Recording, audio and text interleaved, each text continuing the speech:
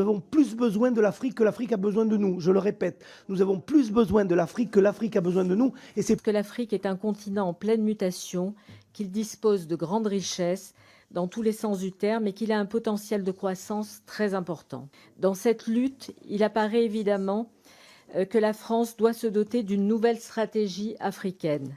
Il faut une véritable filière Afrique au Quai d'Orsay et valoriser les carrières. Nous devons aussi recréer un institut des hautes études de l'Afrique. Nous avons une grande tradition africaine, mais c'est peut-être notre problème d'être trop proche de l'Afrique. Nous sommes trop proches historiquement, parce que nous avons joué un rôle essentiel, un rôle colonial.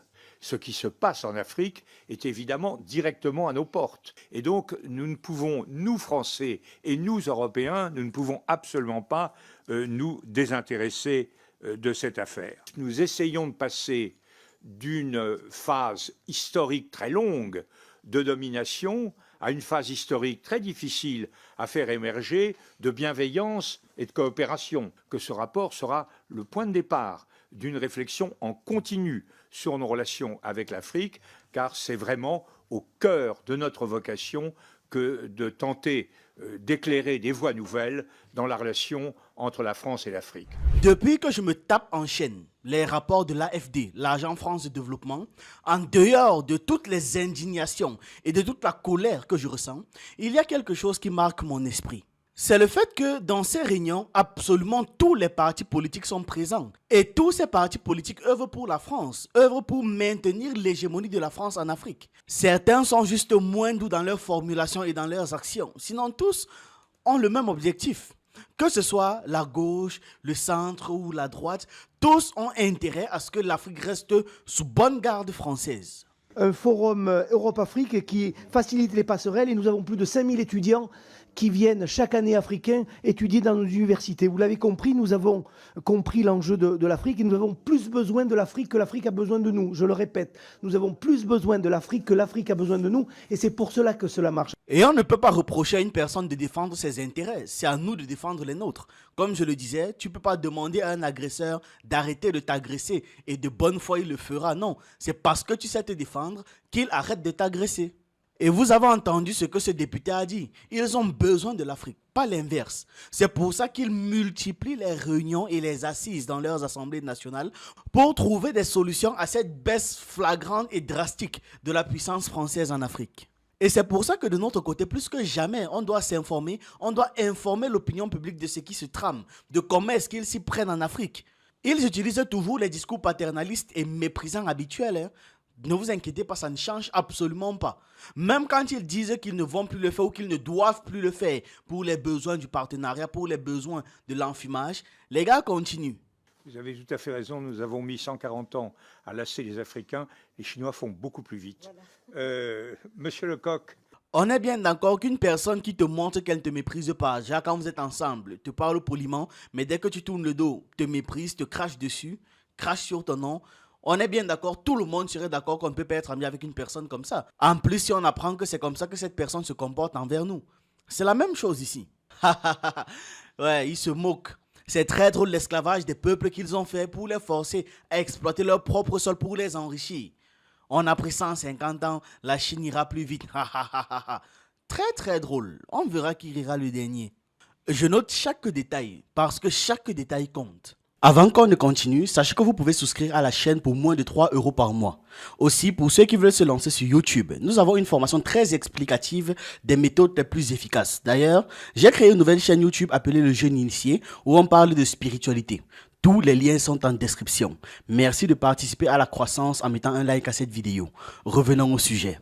Dans une de leurs précédentes sessions, nous avions affaire à une ambassadrice. Aujourd'hui, nos protagonistes sont appelés les rapporteurs. C'est leur titre. La première tête, c'est Michèle Tabarotte, une figure politique très influente en France, particulièrement au sein du parti Les Républicains.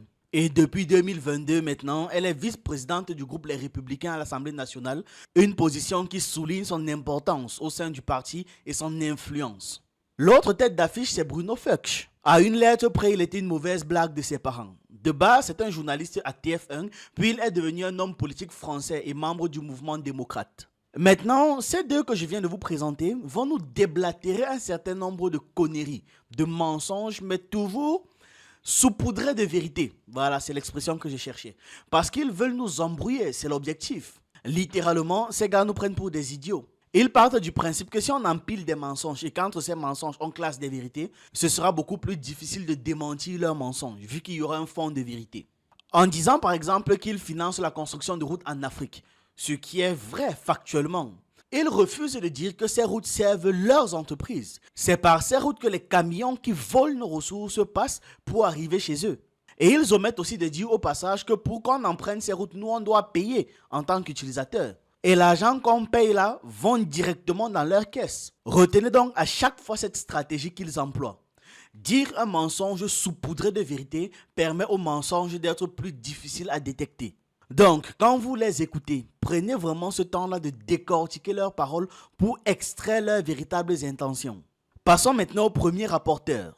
Mais c'était important de réaliser cette étude parce que l'Afrique est un continent en pleine mutation, qu'il dispose de grandes richesses dans tous les sens du terme et qu'il a un potentiel de croissance très important. Dans cette lutte, il apparaît évidemment que la France doit se doter d'une nouvelle stratégie africaine. C'est dans cette optique que nous avons réalisé nos travaux. Le premier sujet, c'est la raison de la perte d'influence de la France en Afrique. Les causes sont bien entendu nombreuses. Contrairement à nos concurrents, nous avons été incapables d'anticiper les mutations du continent. Nous nous sommes aussi enfermés dans le rôle de gendarmes de l'Afrique de l'Ouest. Pendant ce temps, nos concurrents stratégiques ont fait des affaires et gagné des parts de marché. Nous avons aussi démoli tout ce qui fonctionnait bien dans notre relation. Nous avons diminué par 10 le nombre de nos coopérants. Il y a moins d'écoles françaises. L'aide publique au développement ne touche plus assez directement les populations. Nos 2 derniers présidents ont annoncé la fin de la politique africaine de la France et ce message a été très mal perçu par nos partenaires. Je pense que c'était une erreur. Alors non, non. Ce n'est pas le fait d'avoir annoncé la fin de la politique africaine de la France qui a créé un problème. Absolument pas. C'est le fait de ne pas avoir respecté cette annonce. Les peuples africains n'en voient pas le bout. Chaque nouveau président français nous fait cette promesse comme s'il était un président africain. Et d'ailleurs, ce serait très intéressant de faire la différence entre les gouvernements africains, amis de la France, et le peuple qui jusqu'à présent n'a fait que supporter la France et être lobotomisé par les médias français. C'est-à-dire que depuis le début, le peuple subit la France. Ça n'a jamais été un choix. Notre perte d'influence est aussi liée à la compétition stratégique. Pendant longtemps, l'Afrique a été dédaignée par les grandes puissances, à part pour des visées politiques pendant la guerre froide. Ce n'est plus le cas aujourd'hui. Le continent attire de nouveaux compétiteurs stratégiques qui ont des méthodes parfois très agressives. Sur le plan économique, avec l'attitude prédatrice de la Chine. Pause, encore une fois. Les prédateurs ici, c'est la France. N'attribuez pas vos défauts aux autres en essayant de vous faire passer pour les victimes de l'histoire. C'est malhonnête. Nous l'entendons, mais nous ne le supportons pas. C'est extrêmement malhonnête. La Chine a ses stratégies, comme vous avez les vôtres. Et avec la Chine, bien qu'ils ne soient pas nos amis, eux, ils n'ont jamais prétendu être là pour nous aider. Ils n'ont jamais prétendu n'avoir aucun intérêt. Ils arrivent, ils posent leurs cartes sur la table. On leur donne X, ils nous donnent Y. Point. Ils ne sont jamais venus chez nous avec un paternalisme, avec des ingérences et avec une hypocrite mission civilisatrice. Qui vous a demandé de construire nos routes? C'est le peuple ou vos gens qui sont à la tête de nos pays? La fameuse mission civilisatrice qui sert uniquement à nous détruire et à garder vos intérêts. C'est ça que vous appelez les aides? Et sur le plan sécuritaire, avec la Russie qui utilise les méthodes les plus déplorables pour arriver à ses fins en manipulant les populations. Une fois de plus, elle attribue ce que la France fait aux autres. C'est la France qui utilise les méthodes les plus sales pour manipuler les populations. Aux dernières nouvelles, c'est RFI, Jeune Afrique, France 24 qui sont sur nos écrans. J'ai voulu citer les noms de quelques médias russes avant de réaliser que je n'en connaissais aucun de mémoire. Voilà bien la preuve de la forte présence médiatique de la France en Afrique. Pendant que je suis même en train de dire ces mots, j'ai des séquences de TV5 Monde qui me passent en tête. TV5 Monde, c'est pour qui? La Russie? Enfin, notre perte d'influence est aussi liée aux tensions actuelles dans les pays africains. Nous sommes devenus les boucs émissaires des juntes qui légitiment leur pouvoir sur la haine de la France. Ils vont jusqu'à dire que nous soutiendrions les djihadistes. Je trouve cela honteux en pensant à nos militaires morts au Sahel, justement pour lutter contre les terroristes. On a déjà eu à faire un recensement de ces militaires, même en vidéo. Aucun n'est mort en se battant pour l'Afrique. Aucun. Je dis bien zéro. Ensuite, dire que vous financez le terrorisme en Afrique, ça ne vient pas de nous. Ça ne vient pas de nous. Ça vient de vos médias. Parce que vous pensez toujours qu'on ne sait pas lire. On ne sait pas lire des rapports, on ne sait rien lire. Demandez des comptes à vos médias qui ont publié ces affaires ou alors à vos journalistes. Après tout, c'est pas comme si la France était un pays démocratique. Vous avez très bien le droit de censurer vos journalistes. Sauf que ne le reprochez pas aux autres. Bande d'hypocrites. Et ensuite, les gens que vous qualifiez de juntes ont tous travaillé dans d'anciens gouvernements pro-français. Que ce soit Goïta, Traoré, Tiani, ils étaient déjà en service quand la France jouait les patrons. Ils étaient déjà mobilisés pour sécuriser le système français dans leur pays. Donc, vous pouvez même encore essayer de convaincre les populations, mais pas eux. Vu qu'ils étaient sur le terrain, Tiani était à la tête de la garde présidentielle. Honnêtement, qu'est-ce qu'il ne sait pas des horreurs commises par la France au Niger? Il a littéralement tous les dossiers. C'est un témoin oculaire de vos exactions sur son territoire. Il y a aussi d'autres sujets de tension récurrents dont je vais parler rapidement. D'abord le franc CFA, qui nourrit absolument tous les fantasmes. Au moins sur ce point, la France est claire. Les pays africains ont totalement la main. C'est à eux d'achever sa réforme et d'en sortir s'ils le veulent. Et comme le hasard fait bien les choses, aucun gouvernement africain ne le veut, n'est-ce pas? Et plus hasardeux encore, tous les dirigeants africains qui veulent quitter le franc CFA se retrouvent miraculeusement éjectés du pouvoir. Mais bon, peut-être que tout ça, c'est juste un fantasme. Et en vrai, la France n'a jamais fait assassiner Julius Nyerere, Thomas Sankara, Patrice Lumumba, Muammar Kadhafi et une liste interminable de noms de personnes qui voulaient la souveraineté monétaire, la souveraineté économique, politique, bref, la souveraineté en Afrique. Après tout, peut-être qu'on se pose mal la question. Quel intérêt aurait la France à garder sous contrôle monétaire, du moins à minima, 14 pays africains? Quel serait l'intérêt de faire ça? Nous serions bien stupides de penser que c'est pour financer votre développement. C'est vrai que c'est pas bien pensé, c'est un peu bancal, tu vois. Bien sûr que non, vous ne feriez jamais ça. Pas vous. Notre pays doit prendre conscience que le monde a profondément changé. Notre diplomatie d'influence ne peut plus s'appuyer sur des conceptions anciennes. Nous devons aussi être capables de dire clairement ce que nous faisons. Vous ne seriez jamais capable de le dire. C'est beaucoup trop laid. Même pour des barbares, c'est très laid. C'est d'ailleurs pour ça que c'est si bien caché à votre population. Un déni complet de la réalité est entretenu en Occident. Donc vous allez continuer de tricher, de voler, de piller, de cacher, d'assassiner jusqu'à ce que vous soyez mis hors d'état de nuire. On le sait. On le sait.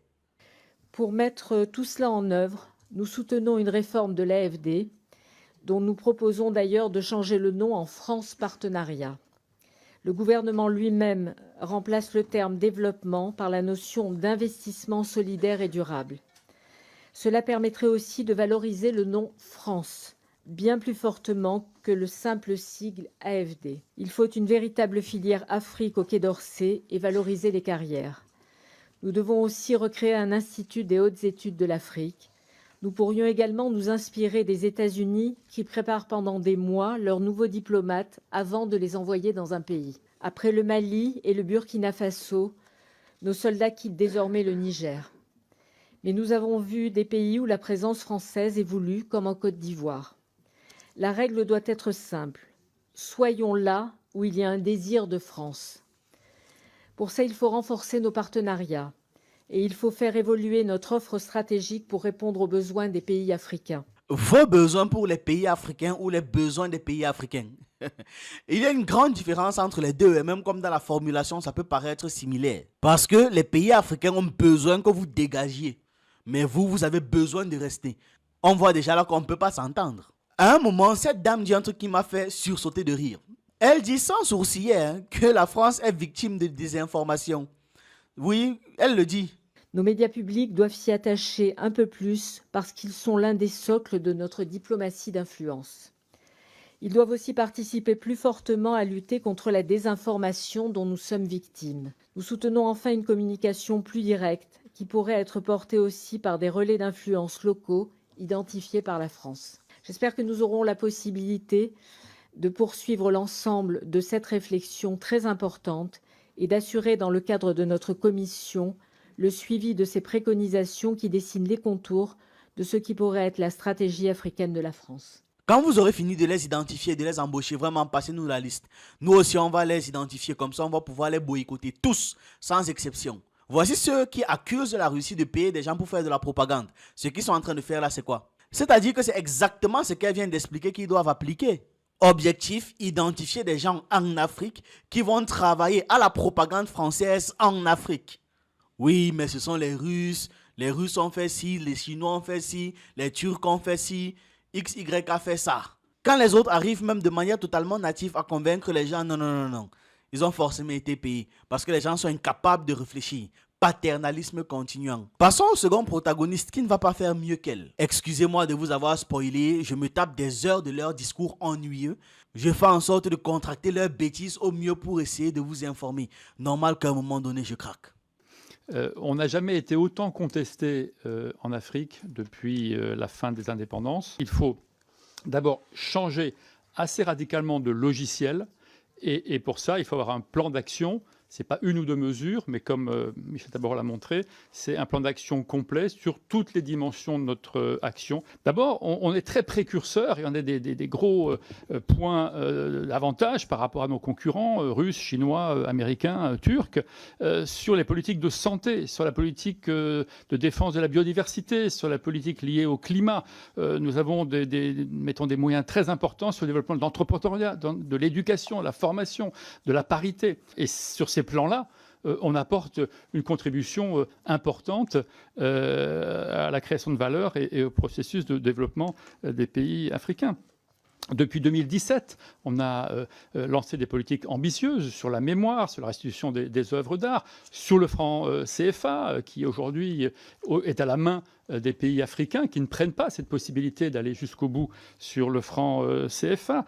On le voit, nous avons beaucoup d'avantages, nous avons une culture commune, nous avons un passé commun, nous avons des complicités communes. Ferme ta bouche, tais-toi vite.